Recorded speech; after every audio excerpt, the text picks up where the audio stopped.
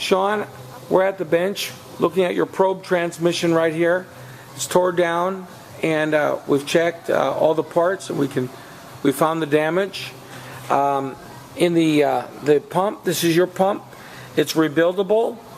Over here, we found one of the things that lost your gears was the band that's inside the transmission. This end part of the band broke off, and that's why you lost second and fourth gear. There was a broken washer underneath there, and the servo piston right here, the rubber's all chewed up around there. That is what applies the band.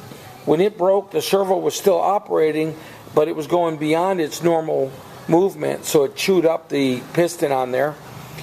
In this other pack, because you didn't have all the gears with the band broken, this other pack right here really burned up badly, as well as this larger pack here.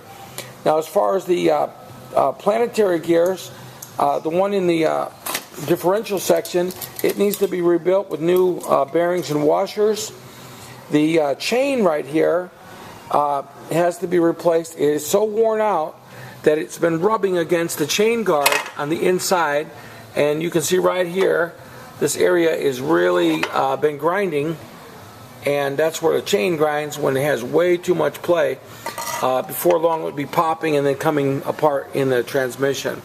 Because of the metal that we found, and this is this bad sprag right here, all because of the damage of going from one gear jumping all the way to third gear, first to third, and you can see these are all bent up and chewed up on the sprag, so that'll need a new sprag. Now what happens is that torque converter is the original torque converter. It's never been replaced. It's going to be full of contaminants and metal. And what happens on the high pressure, it comes from this part right here called the solenoid block.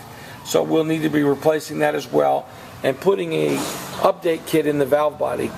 Of course, the case halves, what you see there and there, we'll be cleaning them, replacing all the clutches and these other drums as well, and a new internal filter, which you can only change while the transmission is apart on the bench. And of course, we'll do all this in the rebuild, and we'll hot flush the cooler lines for the transmission cooler as well. The hot flush video will be attached to this along with your PDF of your estimate. Okay, right now we're at 180 flushing your lines. We're getting about roughly, that's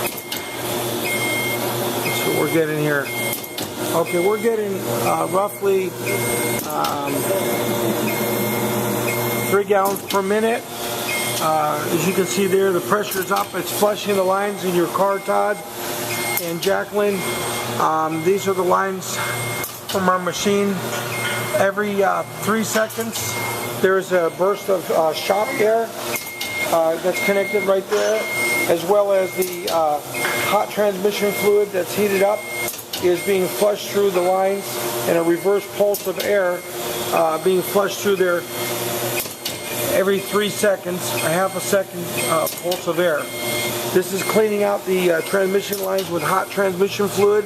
This fluid is filtered and clean, and this is the underneath of your car. You can see we have the transmission out, and it's on the bench. And this is the hot flush that cleans the lines out, makes sure that the converter and transmission will stay cool.